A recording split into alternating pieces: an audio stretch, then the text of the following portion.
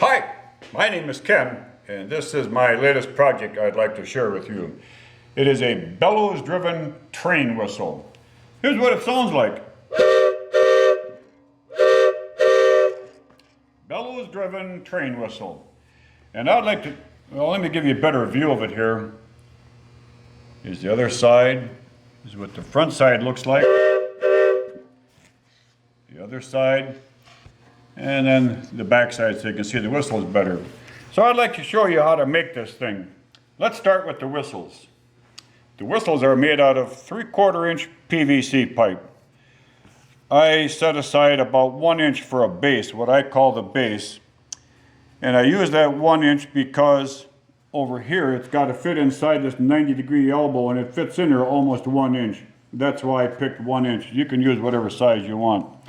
So to make the whistle, again, this is a 3/4 inch PVC, which is about 1 inch in diameter on the outside. So we cut it about halfway through, which is about a 1/2 inch. Then 3/4 inches over, we cut an angle cut down to the bottom of this cut. So you can see what that cut looks like. And then we find a piece of wooden dowel, and we have to sand it down because there's no wood dowel made that will fit exactly inside here. And that wood dowel has to be sanded pretty precisely because it's got to fit in there airtight. So you got to make sure you don't sand off too much. And then notice on top there's a gap. That's a 1/8 inch gap at its highest point.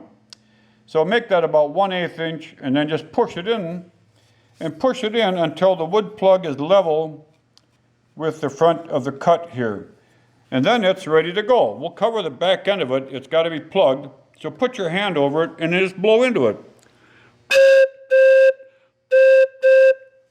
And that's the whistle. Now we can go on to the bellows part.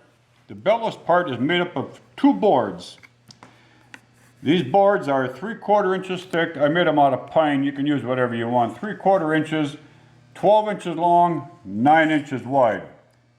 2 boards, one on top, one on the bottom. And these 2 boards are identical. 3/4 inch, 9 by 12. Before I forget, let me go back to the whistles here. The notes, this is a B flat, this is a D, F, G. B flat, D, F, G. Okay, now let's continue on with the bellows part. On the top plate or board, you have to make holes for this whistle. I've inserted some 3/4 inch PVC in the bottom of each one of these elbows. So you have to drill a 1 inch hole for each one of these. And I drill them about 1.5 inches up from the back end and then space them evenly across.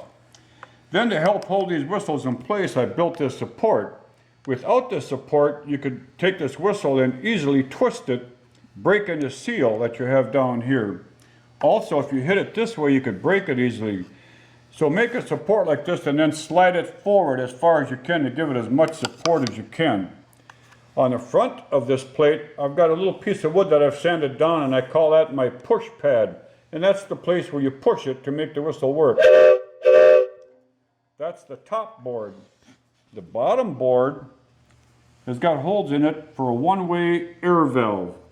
Now let me describe this one-way air valve. I got a sample over here. We cut a cluster of small holes like this. On the other side, on top of those holes, you lay a layer of bellows cloth or thin leather or whatever airtight material you might have. Glue it on the ends. I placed a little piece of wood on each end glued down to help make sure that that leather does not come loose. Now the way that works is you let air come in here, it'll push that leather up and come in easily.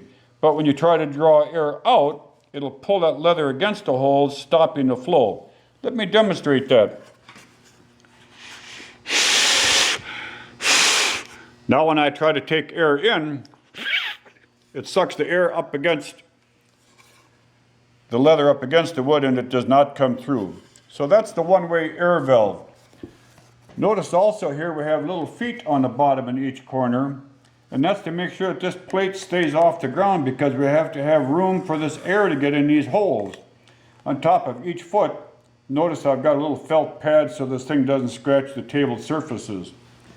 Now the bellows materials, we'll start with the back. on the back of this whistle is a hinge. Now the hinge is actually made out of bellows materials. To help show you that, I've got another one here almost done. And notice here, this is a separate piece of bellows cloth going across the back. This is part of the bellows, but it also acts as a hinge. Now to make that a stronger hinge, the main bellows will flap across the back, and that'll be added on top of the other piece so we have double strength, because this hinge gets a lot of abuse. Incidentally, if you want to make a whistle with smaller whistles, here's what it sounds like as compared to this one. Okay, we'll set this one aside. Now to keep that bellows apart, we have to install springs. This is a compression spring. The compression springs I used are about 3/4 inches in diameter and 3¼ inches long, fully expanded. And I have 4 of them in there. You can use whatever kind of springs you can come up with. You can maybe use a stiffer spring, whatever combination you want. Now let's take a look at installing the bellows cloth. I set it up on edge, and then I placed the bellows cloth on this edge of the board here. I placed glue across it first. I use standard carpenter's glue for everything on this whistle. So place the bellows cloth on here, and then place a strip of wood. I use 1/4 inch plywood. Place a strip of wood right on top of it right away and screw it down so that cloth cannot come loose. Then do the same thing with the front. Put the cloth down, glue it down, put the wood strip over the top. Then we'll go to the other side, put the cloth down, put the wood on it, glue it or screw it down, and then we go to the back side right away. Now at this point you can take both end flaps and bring it up and then glue it down on top of the other cloth, and then put these bigger pieces of board down there to make sure that everything stays in place. And then we do the same thing with the bottom edge and go around it.